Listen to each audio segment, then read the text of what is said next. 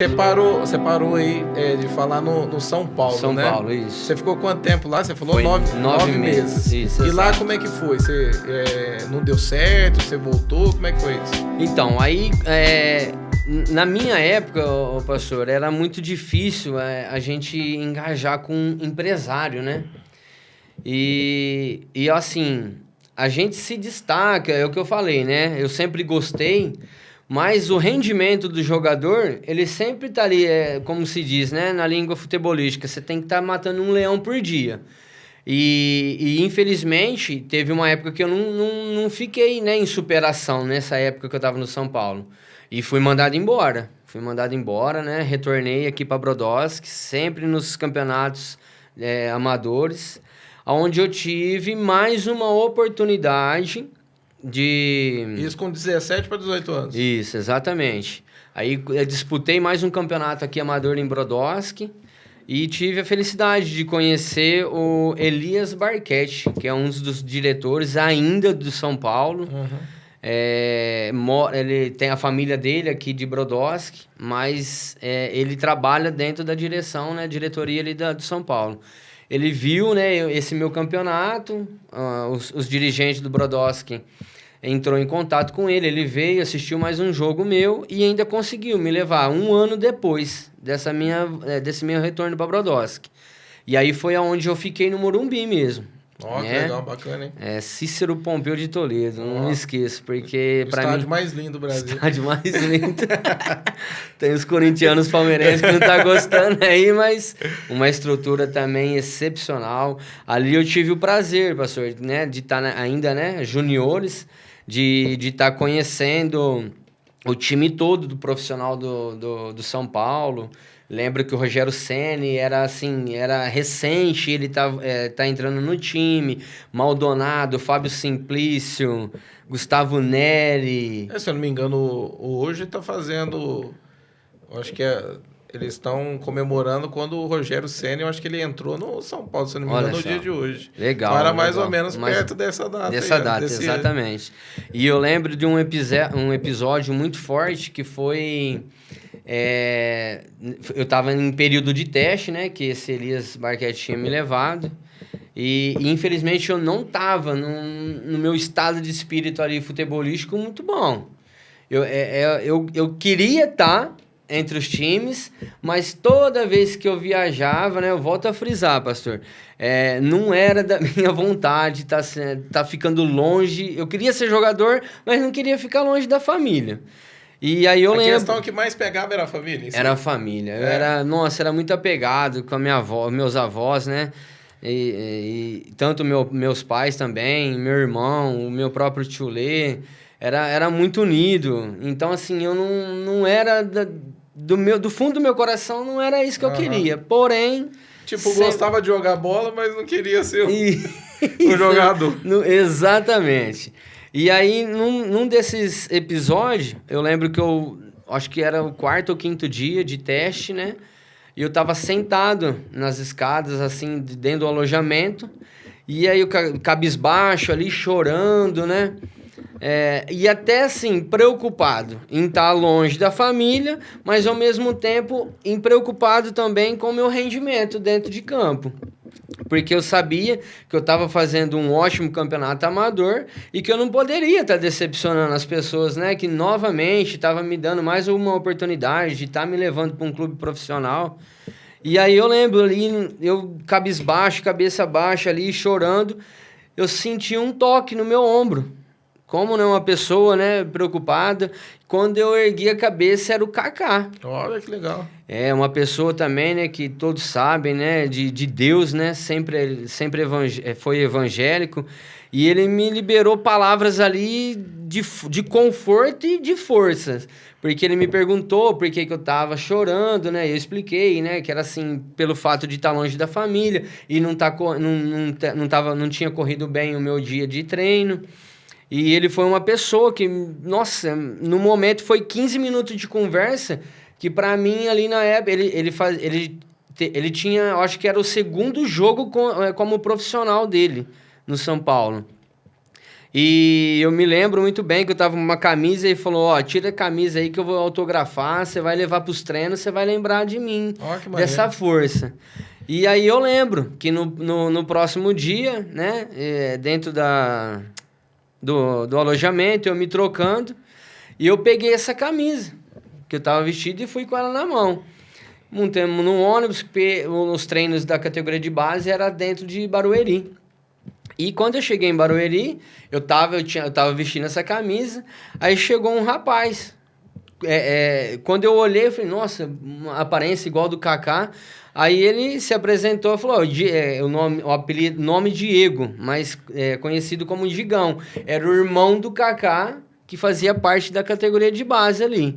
Ele era disso, não, ele era um dos laterais ali, direito, e o Tom ainda estava no São Paulo, o lateral esquerdo. E ele, pô, essa camisa aí, essa assinatura eu conheço, hein, do meu irmão. Aí o pessoal, né, o próprio Tom, os outros amigos, falou, irmão do Kaká, tudo. E aí eu lembro que foi uma força muito grande para mim. E aí é onde eu consegui ainda ficar mais um ano, né? Você ficou mais um ano lá, Fiquei mais um ano ainda lá. Aí foi dos meus 17,5 até os 18,5.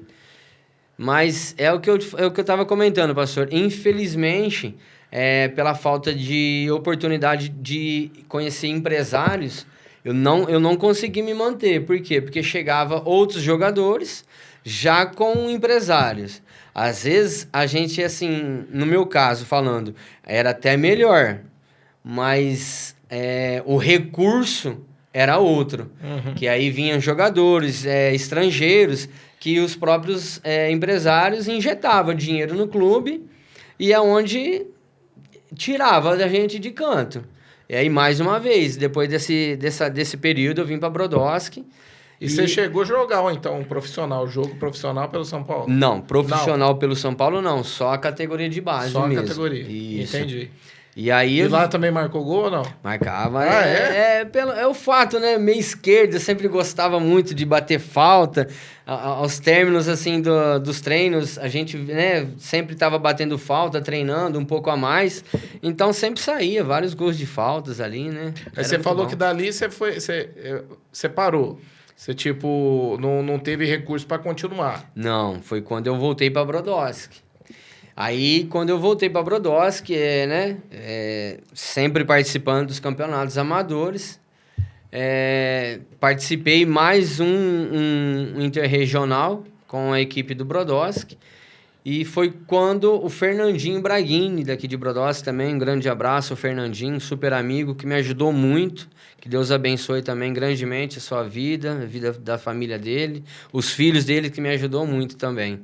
Ele estava no Mojimirim, no profissional, e aí eu fui. Ele marcou um teste para mim no Mojimirim.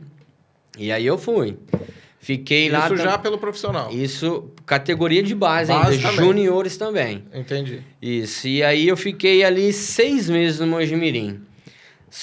Só de período de teste, que eles me automaticamente, entre aspas, né, me enrolou, foi 3 meses. Porque eles não tinham uma remuneração, não assinavam contrato comigo, então eles sempre falavam para mim que era o período de teste. Essa que é a questão do empresário, né? Empresário. Se tem um empresário, ele está em cima ali, está o tempo trabalhando para isso acontecer. Exatamente. Né? Entre os dirigentes, já sabe se serve ou se não serve e parte para cima. Mas, e ali, infelizmente... eu tive, assim, não foi uma decepção, mas foi uma desilusão, por causa disso mesmo. Eu sabia que eu tinha condições de estar no time juniores já para jogar profissionalmente, mas eles não colocavam eu, não me passava no teste e nem fechava contrato. Foi quando eu cheguei no Fernandinho, conversei com ele, eu falei, pra mim tá insatisfatório, não tem como eu continuar. E aí ele foi pro Juventude, Rio Grande do Sul. Foi quando aí desligou ele do Mojimirim e aí automaticamente eu vim embora. Aí quando eu vim embora, que eu continuei o campeonato aqui, pastor, aí sim que foi o porém, a chave de eu ter parado. Que aí eu fiquei 1 ano aqui em Brodowski, participando dos campeonatos amadores. E onde eu tive a oportunidade de estar voltando para o Mojimirim. Mas aí sim para participar profissionalmente. E aí foi quando eu tive o contato com o primeiro empresário, até que ajudou esse empresário. Pastor, dói no meu coração, eu peço que Deus... hoje eu estou curado e liberto dessa mágoa, graças a Deus. Mas eu não citaria nenhum nome dele aqui, porque o que ele fez comigo, eu acredito que ele tenha feito com outros jogadores. Mais pessoas. Mais pessoas, exatamente. E aí ele me levou para o Mojimirim. Só que levando para o Mojimirim, eu fiquei em um prazo de teste só de 1 semana, onde assinei o contrato como profissional. Isso eu já tinha de 20 para 21 anos já. Aí sim que começou a surgir assim, um novo interesse na minha pessoa. Porque eu já tinha passado por várias coisas na adolescência onde eu não queria ser jogador. Mas ali, aquele dia, eu falei, agora eu me tornei um profissional. Até pelo fato de ter caído o cargo como profissional, tá aparecendo. Exatamente. Aí foi quando eu falei, não, agora eu quero, agora eu vou. Aí eu me lembro muito bem, ele me levou numa igreja, né, de Mojimirim, evangélica também. Eu já tinha me convertido, assim, né, como católico para evangélico. E ele pegou eu e mais 3 jogadores, levou para essa igreja. Eu acredito que naquele dia, ele viu a emoção ali que eu fiquei, né, dentro da igreja. Ele foi um pouco mais astucioso, eu acredito. Não foi nem esperto. Ele agiu com astúcia ali. Então, ele me pôs conversar com intérpretes, que eu estava indo para a Croácia. Eu ia assinar um contrato de 1 ano dentro da Croácia, onde eu já teria o meu salário ali já de início. Eu só ia disputar o Paulista da primeira divisão com o Mojimirim e fazia essa ponte direto para a Croácia. E ali um salário ali de início, eu lembro que na época, já convertido em reais, daria 85 ou 95 mil reais. Nossa. Já convertido, né? Moeda euro de lá. E fomos, né? Depois desse dia na igreja, me levou para o alojamento. Não foi nem alojamento, me levou para um apartamento, onde eu cresci mais ainda, né, assim, aquela vontade, pô, eu tô dentro do meu apartamento, eu não tô mais em sofrimento, dentro de alojamento. E eu me lembro muito bem que no dia seguinte, né, fui pro treino super feliz. E foi quando o treinador falou, ó, você é o nosso meia esquerda, nós vamos te dar a camisa 10 e automaticamente você é o nosso capitão.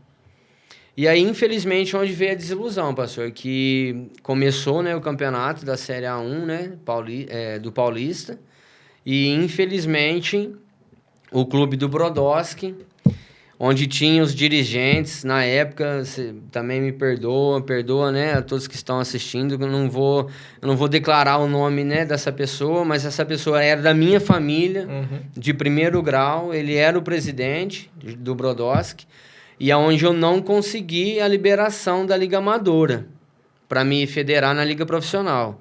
E eu no banco, né, quando Mojimirim em São Paulo, eu jogando, e aí chegou um fax, na época era fax. E quando chegou para o sistema ali da Federação Paulista, eu pude entrar em campo, isso já tinha 15 minutos de jogo, né? E quando eu entrei, eu tive a felicidade ali de coisa de 2, 3 minutos participando do jogo, de ter sofrido uma falta, 2 lances, um lateral amigo meu rolou a bola e eu perdo o meio campo. Alcei ela, chutei, fazendo um gol de cobertura, né, em cima do Rogério Ceni. E na época eu muito feliz, que era o meu time de coração, mas era a minha oportunidade, né, como profissional. E mostrar teu trabalho. Mostrar meu trabalho, exatamente. E quando caiu para a súmula, né, o gol, que o mesário levou para a súmula, o sistema da Federação Paulista analisou que eu estava vinculado em 2 clubes, tanto no amador quanto no profissional. Aí foi quando eu tomei uma suspensão de 1 ano, de 2 anos como profissional e o Mojimirim também, da Liga A1 que estava, se desprendeu e caiu para A2. Nossa, isso foi tudo no mesmo dia? Isso tudo no mesmo dia. Tudo no mesmo dia. Tudo no mesmo dia. Você sai com aquela felicidade de ter destacado, ter mostrado o teu trabalho ali dentro de campo. Isso. De repente vem a desilusão da questão do... Nossa, eu lembro muito bem que foi numa terça-feira de treino e na quarta, né, tinha já o primeiro jogo do Paulista. E eu não esqueço que aí para mim foi uma grande desilusão, que eu saí de campo extremamente, assim... Mas o teu empresário, ele não viu isso? Então, pastor, e quando acabou o jogo, acabou o jogo, só que para mim acabou com no máximo 10, 15 minutos de jogo. Eu desci pro vestiário e aí eu fui perguntando, né, pros dirigentes se sabia onde o empresário tava. E até então, quando começou o jogo, eu via que ele estava na torcida, esperando, gravando. Tinha um assistente dele gravando, né, na época DVD, para mandar meus DVDs para fora. Quando eu fui pro vestiário, que eu pedi, né, para alguns amigos, dirigente atrás dele, nós não conseguimos encontrar ele. E desde já, quando ele me passou que eu assinei um contrato pelas mãos dele ali, com esse time da Croácia, eu não sei como ele conseguiu, mas ele recebeu salários meus de 6 meses antecipado. Eu tinha 1 ano de contrato, ele conseguiu receber 6 anos antecipado do time da Croácia. Entendi. E onde foi que aí... procura na cidade, procura em celular, na época, aquele celular, né, tijolão na fama, né, e não encontrava. E então, desde já, e depois eu fiquei sabendo que ele tinha feito aqui em Brodowski, pego de cada jogador. Eu lembro que na época foi Bruno Marreta, o Éder da quadra, tem apelido de Cuecué. Grande abraço, meus grandes amigos também, Deus abençoe grandemente eles. Pego R$2.000 de cada um deles também para tá levando para fora do país. E foi onde que tanto a família deles, né, correram atrás e também nunca mais viu esse cara. O cara desapareceu. Desapareceu. E ele foi até jogador, ele era do Paraná. Ele jogava no Atlético Paranaense, foi jogador do Atlético Paranaense, jogou na seleção brasileira na década de 65, 75, se eu não me engano. Mas nunca mais nós ouvimos falar dele. Olha só. Aí eu vim para Brodowski, aí foi onde começou... E você não entrou com nenhum processo judicial, algo do tipo? Não, porque, primeiramente, diante de um boletim, eu teria que ter o nome dele. E quando nós passamos... Meu pai, na época, pastor, nossa, eu acredito que meu pai tenha andado... Deva ter andado meio Brasil atrás desse rapaz. Mas no próprio boletim de ocorrência, quando nós passamos o nome dele, não tinha CPF, não tinha nada cadastrado nesse nome. Ah, entendi. Então foi tipo um estelionatário ali, um estelionato. Olha só. Exatamente. Aí foi quando eu voltei para Brodowski.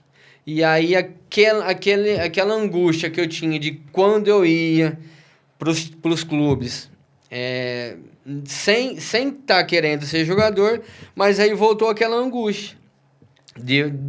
Eu tinha certeza que eu não queria ser jogador mesmo. Mas... com tudo que eu tinha já passado e como eu tinha conseguido me engajar profissionalmente, eu imaginei que seria, né? Eu ia decolar ali a partir desse momento.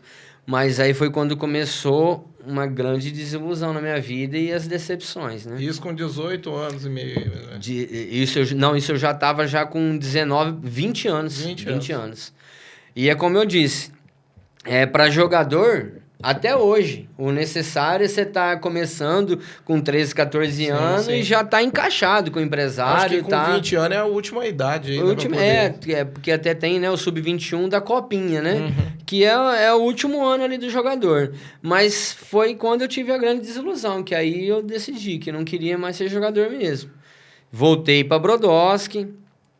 Infelizmente, o clube, né, que sempre foi o meu berço, que foi o clube do Brodowski, ali o Zé Turquim.